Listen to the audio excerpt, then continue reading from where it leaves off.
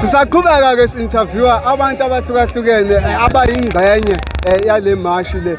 Manje sinomama bephinifa neduku. Nani niphumile nathi nizosupporta namhlanje indaba kaMkhwanazi. Yebo sizosupporta uMkhwanazi. Nithini ngomkhwanazi? Nithi akwenzekile? Hayi seniphambili ngomkhwanazi akayindawo. Nithi akayindawo uMkhwanazi.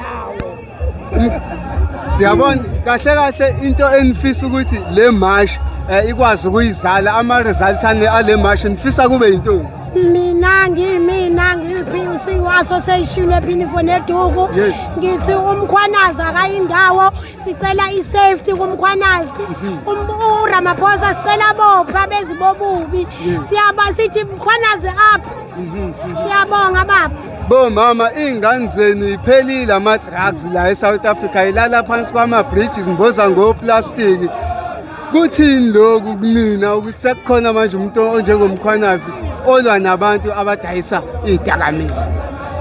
Singomama bephinifa neduku sithi phezulu ngomkhwanazi. uMkhwanazi samdinga kakhulu kusakhulu esisafuna ukuthi asenzele khona sikhuculelele khona la sithwele kanzima siyomama bephinifa neduku sidlala izingane zokufika silala singadlile sibuyele emakhaya singaphethe ngisho izinkwa yingenxa yokoniwa kwephinifa neduku lo mama. Phambili ngomkhwanazi phambili. Basho njalo ko mama bephinifa neduku bathi nabo bazosekela uMkhwanazi bathi akaqine bathi akame uMkhwanazi. Secretary General ke wephinifa neduku ufuna naye ukubeka amabili amathathu ngale mashi. South Africa sanibona, South Africa sikhona, South Africa siphumile sithi wonke umuntu akaphume aseke uMkhwanazi, aseke inqubekela phambili yase South Africa, aseke impumelelo yabahlali base South Africa. We as iphinifa neduku sithi hands off kuMkhwanazi, siyamdinga kakhulu, sizomkhulekela, sizoma naye, sizomlwela singomama base South Africa, siyintsha yase South Africa, sizela namhlanje sizoma la kuze kwenzeke intando yabantu base South Africa, hayi intando yosopolitiki abakhohlakele, hayi intando yosopolitiki abadla imali bakhohle ukuthi abantu babhekene nani ngaphandle. iSouth Africa yethu, iSouth Africa siyivotele, iSouth Africa siyayidinga, iSouth Africa sazoqhubeka siyilwele njengabanye abafa belwela izwe lethu.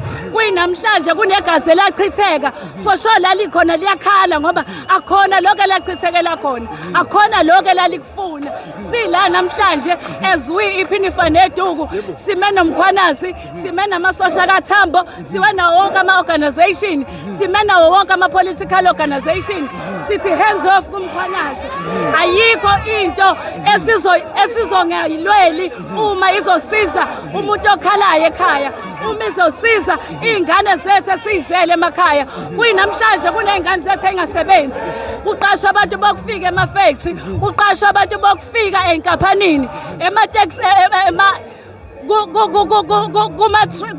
kuma-truck kukhona abantu bokufika. Leyo nto leyo sithi namhlanje ayiphele, namhlanje asifuni, namhlanje yanqotshwa, sizokumela futhi sizokwenza kwenzeke. Amandla ayibuye Africa, ayibuye South Africa, ayibuye. Hands off uMkhwanazi, hands off. Viva Mkhwanazi, viva South Africa, viva.